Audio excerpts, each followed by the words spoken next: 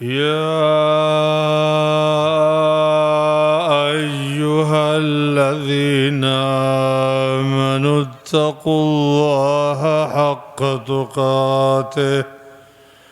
ولا تموتن إلا وأنتم مسلمون. يا أيها الناس اتقوا ربكم الذي خلقكم من نفس واحدة وخلق منها زوجها وبث منهما رجالا كثيرا ونساء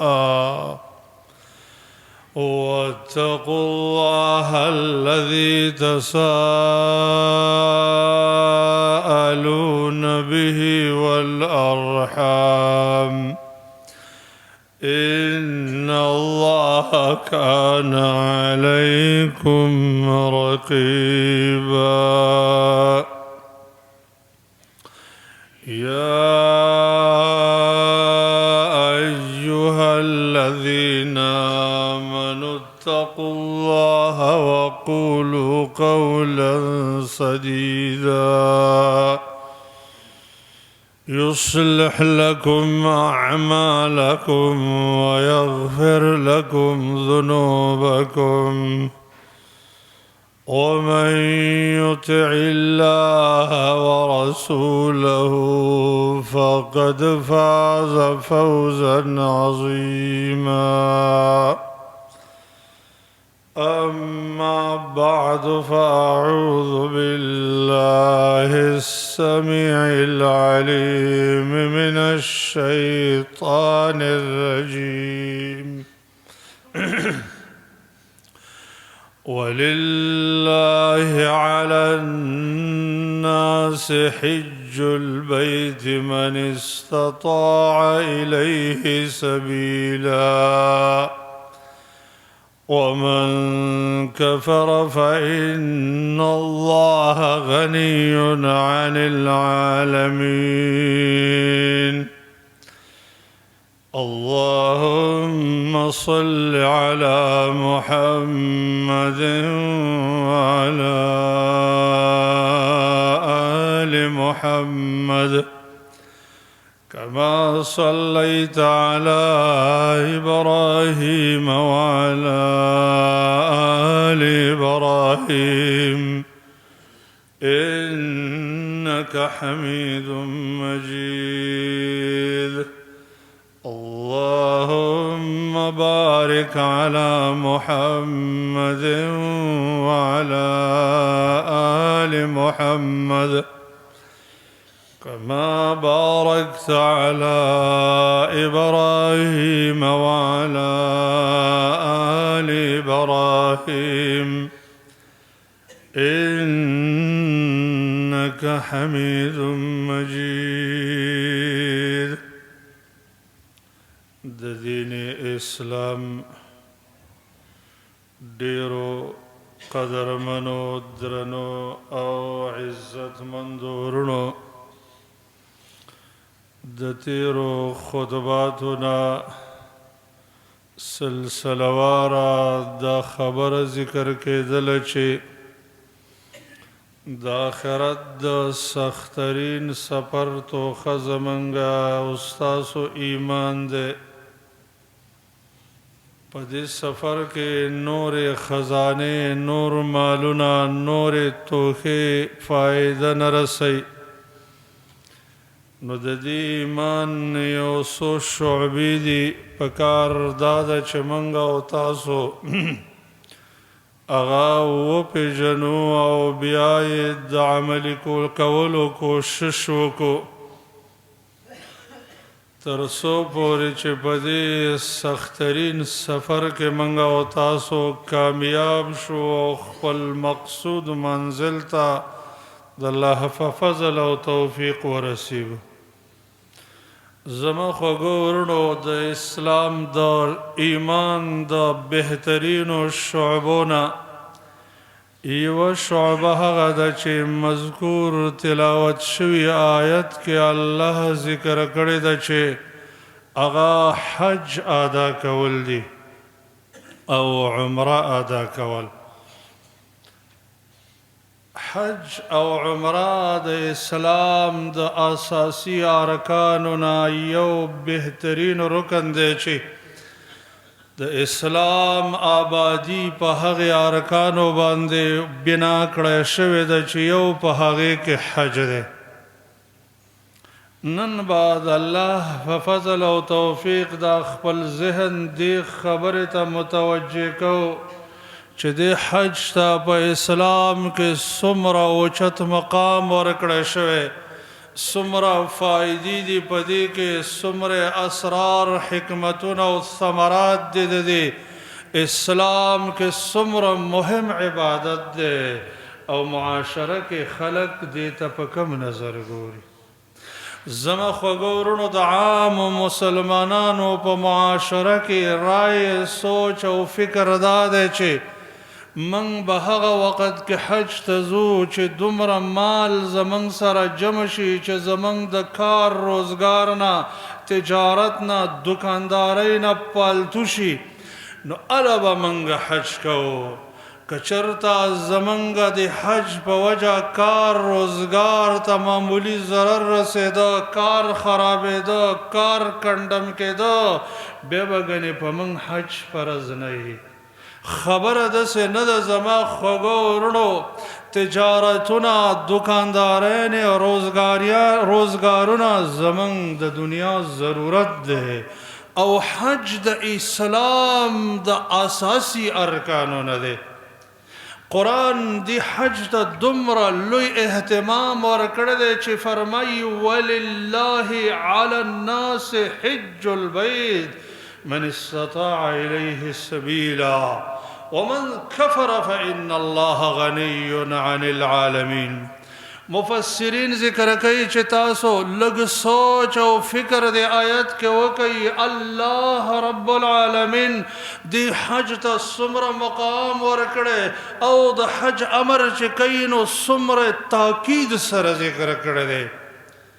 هغه دا دی چې اول الله رب العالمین د دې په سر د دې آیت په سر کې لام راوړي ولله،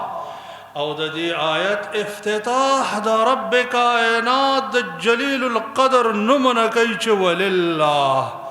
په دې کې الله حاجی ته یو تسلی ورکوي،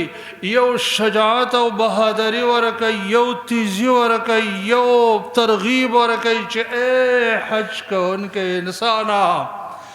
دا کومه خرچه چې ستا په دې حج باندې کېږي، ګوره دا حج معمولی عبادت نه دی، دا د هغه ذات دپاره دی کوم ذات چې تاله دا سرمایه درکړې ده، هغې الله دپاره دی کوم الله چې دا سرمایه درکړې ده. ولله دویمې علا راوړه دی، علا الناس چې علا د الزام دپاره دی چې دا داسې یو مستحب حکم نه دی که تا عملی که ثواب به یو، که عملی دی ونه که عملی دی نه که نو تا ته څه نقصان نشته. نه، علی الناس ګوره دا ډېر ضروري حکم دی، ډېر ضروري. بیا د الله د هغه دپاره شرط ذکر کړی دی من استطاع الیه السبیلا، او د دې وضاحت په ډیرو احادیثو کې راغلی دی چې مجموعي طور باندې دا د استدلال قابل ګرځي چې د الله د نبي نه پوښتنه وشوه چې د الله رسوله استطاعت څه ته وایي؟ قال الزاد والراحله. من استطاع الیه السبیل، الله وایي چې د چا طاقت کیږي نو په هغه حج فرض دی. د نبی کریم صلی الله علیه وسلم نه پوښتنه وشوه چې د الله رسوله من استطاع الیه السبیل څوک دي؟ وایي چې څوک د تګ راتګ انتظام کولی شي، سورلی لري او دویم خرچه توخه لري چې په دې سفر تګ راتګ کې خوراک او څښاک توخه د ځان دپاره یوسي. نن سبا خو سورلی عام طور سرکاري طور باندې مهیا کیږي خو په ما او ته ټیکټ دی چې سړی دومره خرچه ولري چې د تګ د راتګ او راتګ د خرچه برداشت کړي او هلته د خوراک او څښاک خرچه برداشت کړي. نو چې د حج داخله څومره وي د خوراک او څښاک خرچه ورسره څومره وي چې دا انسان ولري نو په دې انسان حج فرض دی. دا نه ده ګوره چې ستا د سرمایې کار روزګار او دکاندارۍ نه پالتو شي بې پته باندې حج فرض کیږي. نه نه بلکې چې دا اول دا دی وروستو د دنیا ضروریات دي ځکه دا د اسلام اساسي رکن دی. همدغه وجه ده چې قرآن عظیم الشان دی فریضې ته ډېر په اهتمام باندې کتلي دی او د دې فریضې پرېښودونکو په باره کې داسې نه وایي چې ومن ترکه ومن لم یحج بلکې فرمایي ومن کفره. الله رب العالمین تارک الحج ته کافر لفظ استعمال کړی دی ومن کفره. او دا خبره په بعضو روایاتو تایید کړی شوې ده اگر که هر یو سند په لحاظ سره کمزوري پکې شته چې یو روایت کې داسې راځي چې کوم یو انسان باندې حج فرض شو هغه حج ونه کو او په غیر د حج نه وفات شو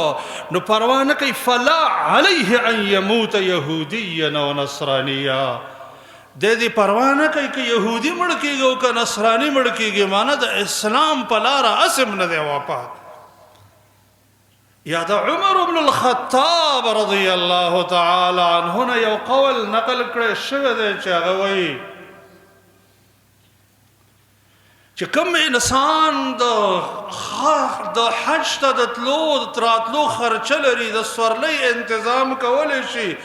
او دا غي سره سره توخه لري چې د پلاړ شي زاد او راحله لري او حج ونکو زما اراده ده چې په دې جزیه مقرر کم چې په ذمیانو باندې مقرر کیږي ځکه دا مسلمانان نه دي. د عمر بن الخطاب رضی الله عنه په هغه انسان د هغه اهل کتاب او د ټکس لګولو اراده لري څوک چې وس لري او حج نه کوي دومره ضروري شعبه ده زما خوږو ورونو. ما دا خبر عرض کړه چې دی روایاتو کې څه ناڅه ضعف شته خو قرآن کې لوی ومن کفره اهل السنه والجماعه عقیده دا ده چې څوک حج ونه کي او په دې حالت کې وفات شه دی خو کافر نه دی مسلمان د دنیا نه لاړ خو ډېر نیمګړی ایمان د ځان سره یوړو ډېر نیمګړی. نو قرآن ورته ومن کفره لفظ ولې استعمالوي؟ د علماء کرامو مفسرینو راجح قول دا دی چې دا عمل د مسلمانانو نه دی دا د کافر کار دی چې وسه و طاقت کیږي او هغه حج ته نه ځي. د مسلمان شان خدا دی چې اول به د دې دپاره دعاګانې کوي چې یا الله داسې بدبخته انسان رانه مه جوړوه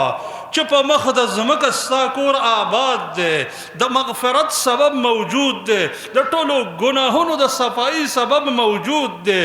تا سره د قوي تعلق لرلو سبب موجود دی او زه ترې محروم شم. یا الله د حج توفیق راکړې ما هغه بدبخته انسان مه ګرځوه چې د حج اسباب تیار دي او زه ترې محروم شم. د مؤمن خو به دعا دی ارمان به دی او چې څنګه ورسره وس پیدا شي تاخیر به نه کوي بلکې ډېره جلدي به کوي تر څو چې اسبابو کې اسباب مهیا شي. او چې یو انسان الله وس ورکړی دی مال شته ټول اسباب شته هیڅ مانع نشته او بیم دی حج له نه ځي دا طریقه د مسلمان طریقه نه ده. اگر که د عقیدې علما داسې انسان ته کافر نه وایي لیکن دا کار د مسلمانانو نه دی د عمل د کفارو دی او دا کار د مسلمانانو نه دی. دومره سخت الفاظ سره الله د حج حکم مونږ ته نازل کړی دی چې ولله علی الناس حج البیت چې دا تاکیدات موږ د مفسرینو د اقوالو نه تاسو ته ذکر کړل. زما خوږو ورونو، حج د اسلام د اساسي ارکانو نه بنیادی رکن دی. سم چې د الله نبی فرمایي بني الاسلام على 5: شهادت الله اله الا الله واقام الصلاه وايتاء الزكاه والصوم وحج بيت الله الحرام. اسلام آبادی په 5 ارکانو قائم کړی شوی دا چې د لا اله الا الله محمد رسول الله گواهی ورکول دي، منځ پابندۍ سره ادا کول دي، روژه نیول، زکات ورکول دي او بیت الله حج کول دي. دا هغه ښکلی عبادت دی زما خوږو ورونو چې موږ او تاسو ته خپل ځانونه معلوم دي چې څومره ګناهونه زموږ مخې ته راځي او څومره ګناهونو کې موږ واقع کېږو. هر قدم قدم، هر مجلس مجلس، هر ورځ نوي ګناهونه، د ګناهونو پیټي زموږ او ستاسو په اوږو باندې بار دي. که دا پیټي دنیا کې ښکته نه کړو، آخرت کې به په خپلو اوږو باندې باره او الله وایي وليحملن أثقالا وأثقالا مع أثقالهم وليحملن أثقالهم وأثقالا مع أثقالهم.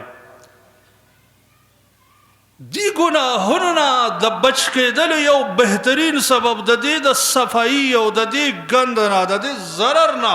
د خلاصېدلو یو ښکلی سبب حج دی. ذکر نبی صلی الله علیہ وسلم فرمائی من حج فلم يرفث ولم يفسق رجع من ذنوبه كيوم ولدته امه.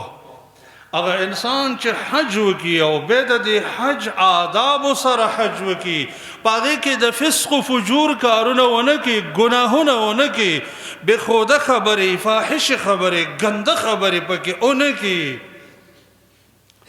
نو دی چې د حج نه واپس راځي داسې صفا شوی لکه څرنګه چې دی د ګناه نه داسې صفایي لکه د مور نه چې دی پیدا شو هیڅ ګناه یې نه وه کړې. د ټولو ګناهونو نه د صفایي یو ښکلی سبب چې دغه حج بیت الله الحرام دی.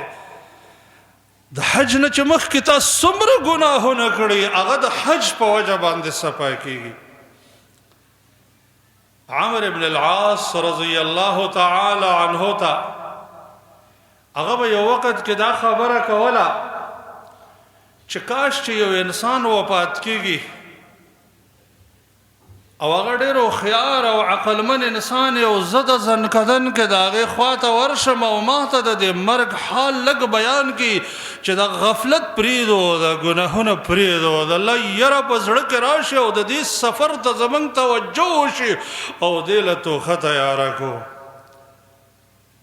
نو کله چې دا وفات کېده د ده زوی عبدالله بن عمر بن العاص رضی الله عنه ورته خواته رالی، ویل پلار تا به ویل چې کاش یو هوښیار انسان وفات کېږي او زه مخ ته زه خواله ورشم او د دې مرګ حالت راته ووایي چې مرګ څرنګه څیز دی. هغه ورته ویل چې بچیا مرګ داسې یو څیز دی لکه څرنګه چې یو د اسمان په دې ځمکه باندې را وغورځېږي یا د 2 تختو تر مابین سړی ګیر شي که نو هېڅ د ساه اخیستلو بله ذریعه نه د ستنې په سوري باندې ساه اخلي چې انسان باندې ټوله زندگی را تنګ شي او صرف د ستنې د سوري په مقدار باندې سوری ورته کولاو شي چې په دې ساه اخله. په داسې وخت کې به دی څومره تنګ وي، دومره مشکل وي، څومره تکلیف وي. وایي ما ته مرګ داسې ښکاره بیا یې مخ دیوال ته واړو او په سلګو سلګو یې وژړل او بیا یې ویل بچیا په ما باندې 3 حالت راغلی و، یو هغه حال چې د الله د نبي د سخترینو دشمنانو نه وم، نو په دې وخت کې که زما له مرګ راغلی وی زه به هلاک او تباه وی. دویم چې کله زما په زړه کې الله د اسلام اراده وکړله نو زه رالم د الله رسول ته مې ویله چې ای د الله رسوله راس راوږد که چې بیعت در سره وکړم. ما د هغه نه لاس راټول که، هغه چې لاس راوږد که ما ته لاس راټول که، ما ته ویل ما لکه یا عمر، عمر ولې؟ هغه راته وفرمایل وای ما ورته وویل چې یا رسول الله زه یو شرط لګوم ما ته ویل شرط څه شی دی ما ورته ویل شرط دا دی چې ما ستا مخکې څومره دشمني کړې ده او ستا خلاف مې کړی دی هغه ټول ګناهونه به ما ته معاف کېږي نو هغه ما ته وویل چې عمر بن العاص تا ته پته نه ده ان الاسلام یهدم ما کان قبله وأن الهجرة تهدم ما كان قبلها وأن الحج يهدم ما كان قبله عمر بن العاص اسلام چې یو انسان راوړي د اسلام نه مخکې چې څومره ګناهونه یې ټول الله معاف کوي او کله چې یو انسان د دین د حفاظت د وجې نه آبایي اجدادي وطن سړی پرېږدي او هجرت وکړي د دې هجرت نه چې مخکې څومره ګناهونه کړي الله ورته دا معاف کوي او حج چې سړی وکړي که نه د حج نه مخکې چې څومره ګناهونه د دې انسان نه شوي دي هغه ټول د دې حج په وجه باندې معاف کېږي بیا وایي دا دویمه مرحله وه چې ما بیعت وکړو نو د الله د نبي به مې دومره احترام کوو چې ما د ډېر ادب د وجې نه د الله د نبي مخ ته کتلې نه دي که څوک ما ته ووایي چې د رسول الله صلی الله علیه وسلم صفت راته بیان که زه نشم بیانولی ځکه ما د هغه مخ د هغه د ادب د وجې نه صحیح نه دی لیدلی که دې وخت کې ما ته مرګ راغلی ډېر کامیاب خو بیا وروستو د دې حکومتونو مسایل موږ ته حواله شو مشرین راته حواله شوې ګورنرین حواله شوې اوس زه نه پوهېږم چې الله به ما سره څه کوي زما خوږه ورونه اول خو لږ د یرې خبره دا هم ده چې هغه عظیم شخصیت چې هغه د مصر غونته کې یو لوی ښار فتح کړی دی او د هغې ګورنر پاتې شوی او د الله د نبي سره دومره د ادب زندګي تېره کړې ده چې د هغې مخ ته کتلې نه دي هغه هم یېرېږي چې موږ سره به څه کېږي نو راځئ موږ هم خپل ګناهونه مخې ته کېږدو موږ څه نه دي کړي زما خوږه ورونو خو الله ستیر ذات دی په موږ یې پردې اچولې دي که نه یي که نه موږ نه څومره ګناهونه شوي دي موږ له هم په دې ګناهونو سوچ پکار دی الله ته توبه پکار ده د ګناه د ختمولو هغه اسبابو کې کوشش پکار دی چې یو په هغې کې حج بیت الله الحرام دی ډېر خلک په دې سوچ او فکر کې دي چې زه حج وکړم نو زما مال به کم شي سرمایه به کمه شي زما تجارت به کندم شي زما دکانداری به نیمګړې شي زه به فقیر شم زه به مسکین شم حال دا دی چې که د الله او د الله د رسول وینا ته وګورو خبره الټه ده حج او عمره د انسان فقر ختموي فقر که یو انسان د فقر نه تنګ راغلی یو انسان ډېر زیات فقیر شوی او مینه او شوق دا چې زما فقر دی ابد الاباد ختم شي دې دپاره موږ ته محمد رسول الله صلی الله علیه وسلم یو بهترینه نسخه راښیي او فرمایي تابعوا بین الحج والعمره فانهما ينفيان الذنوب والفقر كما ينفي الكير خبث الحديد حج او عمره پر لپسې کوئ حج او بیا عمره او حج او بیا د هغې نه وروسته عمره ځکه دا دوه څیزونه د منځه وړي ختموي یو ګناهونه ختموي یو فقر ختموي فقر د حج او عمرې په وجه فقر ختمیږي او ډېرو مسلمانانو ورونو به عملا لیدلی وي چې حالت ډېر خراب و دې تللی دی عمرې ته هلته یې د الله نه دعاګانې غوښتلې دي دعاګانې چې راغلی دی د هغه حال مکمل بدل شوی دی هغې کې بلکل د فقر او د دې فقر او د ګناهونو د اثر نه الله صفا کړی دی د الله نبي فرمایي دا ګناهونه او فقر داسې ختموي لکه اوسپنه چې زنګ نیولي که نه زنګ او هغه اور ته ورغورځئ بنۍ د لوار بنۍ ورپسې ولګئ او هغه په دې اور کې څنګه دا صفا شي او دا زنګ او خیرې بلکل ختم شي نو حج او عمره داسې دا ګناهونه ختموي نو زما خوږه ورونو دا سوچ او د ذهن نه وباسئ چې دې سره به زما روزګار خراب شي ځکه دا د هغې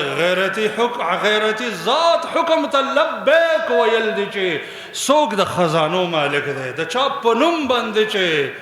تا دومره مال خرچه کو د الله نبی دغه په باره کې فرمایي انا اغیر منه والله اغیر مني د دې سعد نه زه ډېر غیرتي یم او زمانه الله غیرتي دی لکونه چې د الله د نوم نه قرباني کړل د الله نه امید دی کروڑونه دی په خپله خزانه کې ګوره او که دا خبره دې زړه ته کته شي ډېر کمال ته به ورسېږو د ژبې د سره خبره نه وي چې الله یې زموږ زړه ته کته کړي زموږ قدرمن او عزتمند وروڼو حج یو داسې عبادت دی چې دې کې ډېرې زیاتې فایدې الله کې ښودلې دي ډېرې زیاتې فایدې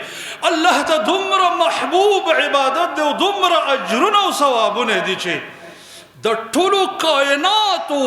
د عبادتونه هغه به ستا عبادت به د هغې عبادتونو سره یو شان شي ځکه حدیث کې راځي نبی کریم صلی الله علیه وسلم فرمایي ما من ملب یلبی الا لبى عن یمینه وعن شماله حجر او شجر حتى تنقطع الارض من ها هنا وها هنا کله چې حاجی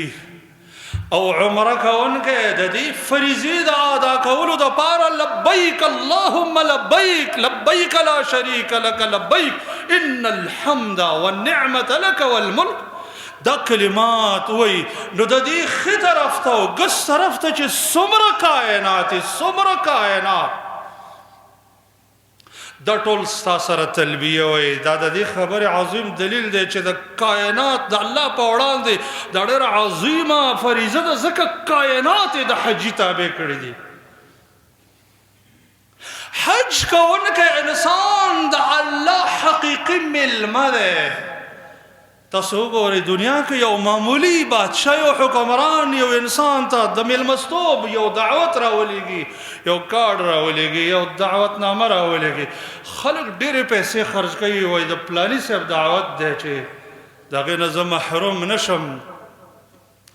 حجي حج ته روانېدونکی انسان د رب کائنات میلمه دی نبی صلی الله علیه وسلم فرمائی الحاج والمعتمر والغازی وفد الله دعاهم فأجابوه واستغفروه فغفر لهم وسألوه فأعطاهم په بل روایت کې د سره درې کسان دي چې هغه د الله میلمانه دي یو حج لتلونکی انسان یو عمرې لتلونکی انسان یو جهاد ته وتونکی انسان ځکه الله دوی ته دعوت ورکړه چې حج ته راشئ عمرې ته راشئ واتموا الحج والعمرة لله دوی د الله حکم ته لبیک ویل لبیک اللهم لبیک لبیک معنی دا دا یا الله ستا دی حکم ته قبولوالی ورکوم حاضر محضري ورکوم اجابتا بعد اجابه یا الله دا حکم دی بار بار قبلوم بار بار دی ته زه لبیک ویم نو چې تا د الله حکم ته لبیک ویل الله څه کوي وسألوه فأعطاهم دی چې د الله نه کوم یو دعا کوي دعا الله یې قبلوي دا هغه بهترین خلک دي که دوی د خپلو ګناهونو مغفرت غواړي الله یې مغفرت ورته کوي بلکې نبی صلی الله علیه وسلم فرمایي وان الله یغفر للحاج ولمن استغفر له الحاج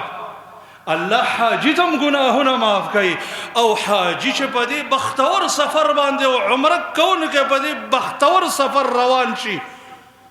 او الته د کوم مسلمان شفاعت الله ته وکړي چې الله د ګناهونو نه معاف کا الله یې معاف کوي دغه وجه ده چې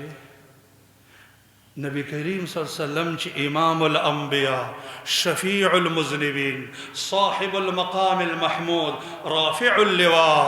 آغا عظیم شخصیت دی چې په انسانانو کې لا بل داسې عظیم شخصیت نشته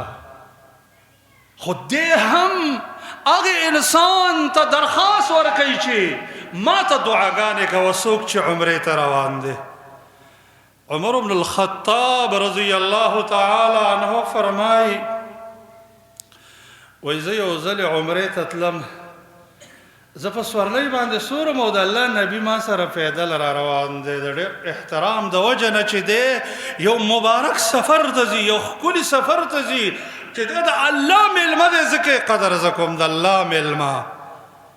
او بیا راته یوه خبره وکړه چې زمان نه یریږي ما ته ویله چې لا تنسانا یا اخی من دعواتک ای ورورکیا ما به په دعاګانو کې نه یری سبحان الله سید الاولین والآخرین خود یو عمره کوونکي ته وایي چې ګوره دعاګانې به ځان له نه کوې ما به هم پکې یاد ساتې د څومره مقام دی د دې عبادت کوونکی انسان د وجې نه موږ او تاسو په ذهن کې د هر مؤمن په ذهن کې دا خبره ناسته ده چې د جهاد فی سبیل الله د عبادت ته د هیڅ عبادت ثواب نه رسیږي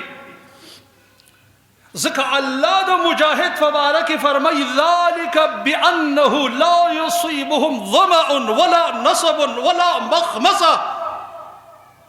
ولا يطعون موطئا يغيظ الكفار ولا ينالون من عدو النيل الا كتب لهم الله وی هر قدم د د پاره لیکل کیږي او هر خرچه د د پاره اجر ملاويږي لیکن حج کول او جهاد حج کول عمره کول د دومره ثواب دی لکه د جهاد فی سبیل الله نبی صلی الله علیه وسلم ته یو کسرا ول د الله رسول ز کمزور یم د بدن په لحاظ هم ضعیف یم زړنم کمزور یم جهاد نشم کولی زه څه وکم نو هغه ورته ویل هلم الجهاد لا شوکة فیها الحج فی سبیل الله ای زما ملګری داسې جهاد ته راشه چې په هغې کې تورې نیزې باندې غشو باندې ویشتل نشته زخمي کېدل پکې نشته هغه جهاد څه شی دی الحج فی سبیل الله د الله په لاره کې حج دی هذا سيخكل عبادت دي عائشة صديقة رضي الله تعالى عنها فرمائي وإذا الله رسول دا حج خودر خل عبادت دي ومن نبات دي سوكو أغوط وي لكن الجهاد كن الحج زما خوغي بيبي ستاسو جهاد حج دي حج كوي دا ستاسو دا پارا جهاد دي خوغو او قدرمنو ورونو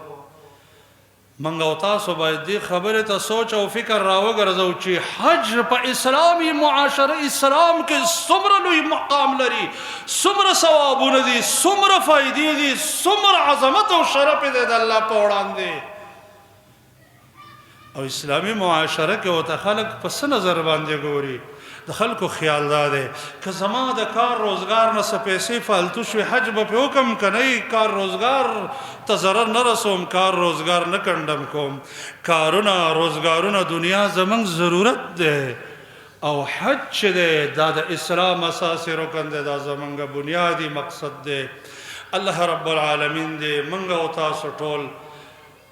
حج کون کی او عمره کون کی بندگان جوړ کی یا الله من ټولو ته د ستا د کور د زیارت کولو اسباب میسر کی او رب العالمین التوفیق را کی او رب العالمین د عظیم فریضه نه منګه د دنیا نه محروم مبه یا الله ته منګه د دې فریضه ادا کون کی بندگان جوړ کی اقول قول هذا استغفر الله لي ولكم ولسائر المسلمين